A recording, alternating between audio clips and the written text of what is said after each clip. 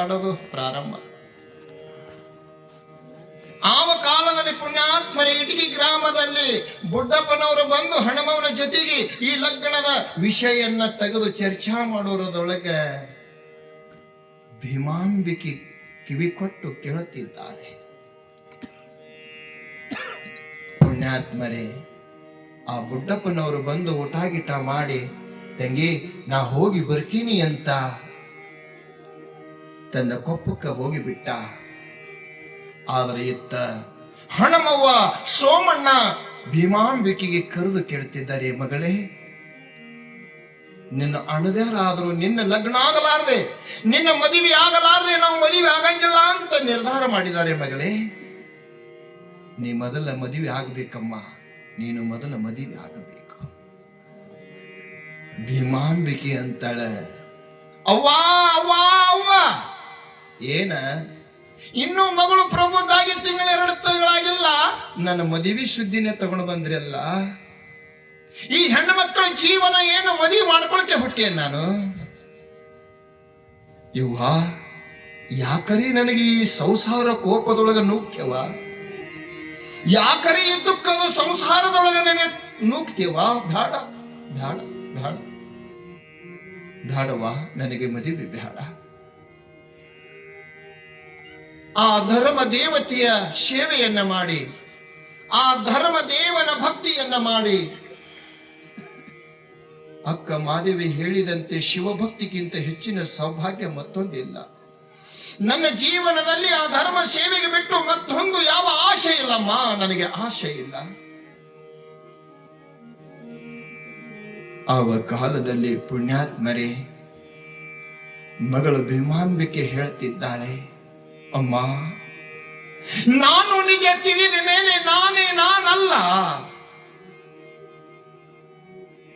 ನಾನು ನೀನು ಒಂದಾದ ಮೇಲೆ ಬಂಧನೆ ನನಗಿಲ್ಲ. ಆ ಧರ್ಮರಾಯ ನಂದು ಒಂದು ಏಕರೂಪ ಆಗ್ಯದ. ಆ ಭಗವಂತನಿಗೆ ಬಿಟ್ಟು, ಧರ್ಮ ದೇವತೆಗೆ ಬಿಟ್ಟು ನಾವೊಂದು ಕ್ಷಣಾನೂ ಇರಲಾರದೆ ಅಮ್ಮ, ಕ್ಷಣಾನೂ ಇರಲಾರೆ. ನನಗೆ ಈ ಲಗ್ನವನ್ನ ಮಾಡಿ ಪರರ ಆಳಾಗಿ ನನಗೆ ಹಚ್ಚುಟ್ಟು ಬೇಡಮ್ಮ, ನನಗೆ ಹಚ್ಚುಟ್ಟು ಬೇಡ. ಈ ಹುಟ್ಟಿದ ಮನೆಯನ್ನು ಬಿಟ್ಟು ಕೊಟ್ಟ ಮನೆಗೆ ಹೋಗಬೇಕಾದ್ರೆ ಧರ್ಮನ ಬಿಟ್ಟು ಹೋಗಬೇಕಲ್ಲ, ಇನ್ನವರ ಆಳಾಗಿ ದುಡಿಬೇಕಲ್ಲ. ನನಗೆ ಅಮ್ಮ ಬೇಡಮ್ಮ, ನನಗೆ ಈ ಸಂಸಾರದ ಕೋಪದಲ್ಲಿ ನೂಕಬೇಡಮ್ಮ, ನೂಕಬೇಡ. ಸೋಮಣ್ಣ ಹೇಳ್ತಿದ್ದಾನೆ, ತಂದಿ ಮಗಳೇ, ನಿನಗೆ ಸೇವಾ ಮಾಡ್ಲಿಕ್ಕೆ ನಾವು ಪ್ರತಿಬಂಧ ಅಲ್ಲ, ನಿನಗೆ ಧರ್ಮ ದೇವತೆ ಭಕ್ತಿ ಮಾಡ್ಲಿಕ್ಕೆ ನಾವು ಬೇಡ ಅಂದಿಲ್ಲ. ಭಕ್ತಿ ಮಾಡು, ಭಕ್ತಿದೊಂದಿಗೆ ಹೆಣ್ಣು ಮಕ್ಕಳಾದ ಬೆಳಕಮ್ಮ ಮದುವೆ ಮಾಡ್ಕೋಬೇಕಮ್ಮ, ಮಾಡ್ಕೋಬೇಕು. ಬಸವಾದಿ ಪರಮತ್ತರು, ಶಿವಶರಣರು, ಶರಣಿಯರು ಲಗ್ನವನ್ನ ಮಾಡಿಕೊಂಡು ಪ್ರಪಂಚದಲ್ಲಿ ಇದ್ದುಕೊಂಡು ಅವರು ಭವವನ್ನ ಗೆದ್ದಿಲ್ಲೇನಮ್ಮ, ಭವ ಗೆದ್ದಿಲ್ಲ. ಯಾವ ನನ್ನ ಗುಡ್ಡಾಪುರದ ದಹನಮ್ಮ ಸೋಮನಾಥ ಪತಿಯನ್ನು ಒಪ್ಪಿ ಲಗ್ನವನ್ನು ಮಾಡಿಕೊಂಡು ಮಹಾಶಿವಶರಣಿ ಆಗಿಲ್ಲೇನಮ್ಮ, ಆಗಿಲ್ಲೇನಮ್ಮ. ಸಂಸಾರದಲ್ಲಿ ಇದ್ದ ನೀನು ಈ ಧರ್ಮ ದೇವತೆ ಧ್ಯಾನವನ್ನ ಮಾಡಿ ನಮಗೂ ಕಲಂಕ ತರಬೇಡಮ್ಮ.